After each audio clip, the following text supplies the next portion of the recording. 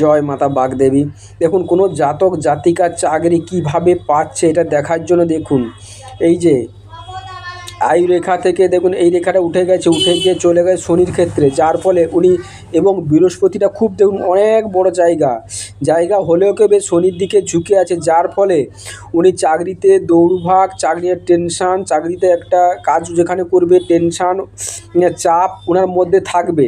এবং এই জায়গা দেখবেন এই সঙ্গে রবিটা দেখুন খুব একটা খারাপ তা না, জায়গাটা মোটামুটি নিয়েছে, খুব একটা বড় নেই, কিন্তু একটা রবি রেখা স্পষ্ট আছে। এবং এই জায়গাটা দেখুন মৎস্য চিহ্নের মতো, একটা হালকা মৎস্য চিহ্নের মতো হয়েছে, যার ফলে উনি চাকরি পাবেন এবং উনি চাকরি পেয়েছেন, প্রচুর টাকা ইনকাম করে দেবে। রাহু থেকে যদি আমি আগেও বলেছি, রাহু থেকে যদি কোনো ভাগ্যরেখা উঠে যায় এটাকে আমরা বলি প্রচুর টাকা ইনকাম করবে। ইনকামটা করার পরেও কিন্তু অনেক সময় দেখা যাচ্ছে যে এই টাকাটা বেফালতু খরচা হয়ে যাচ্ছে, কোনো যুক্তি সম্পূর্ণতে খরচা হচ্ছে না।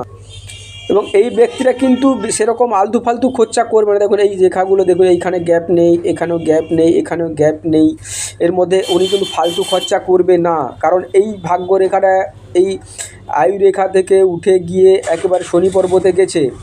বৃহস্পতি রেখাটা আঙুলের এইদিকে শনির দিকে ঝুঁকে যাওয়ার জন্য উনি একটা নিয়ম মাফিক, মানে যে কোনো কাজ করতে হলে ভয়ের মধ্যে একটু থাকবে এবং নিয়ম মাফিক করবে এবং টেনশান দৌড়ানোর পরেই করবে, সহজে উনি পাবেন না। কিছু সময় পরিশ্রমের পরে যদি উনি কঠোর পরিশ্রম করে, পরিশ্রমের মাধ্যমে পাবে।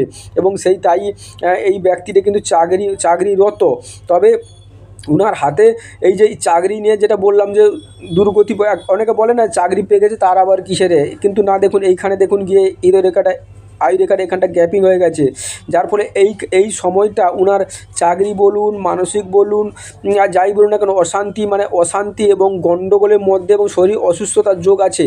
এখান থেকে উনি শরীর অসুস্থ বা চাকরির টানাটানি এরকম মেন্টালি প্রেশার এখান থেকে আসবে। চ্যানেলটার সঙ্গে থাকবেন, সাবস্ক্রাইব করবেন। নমস্কার।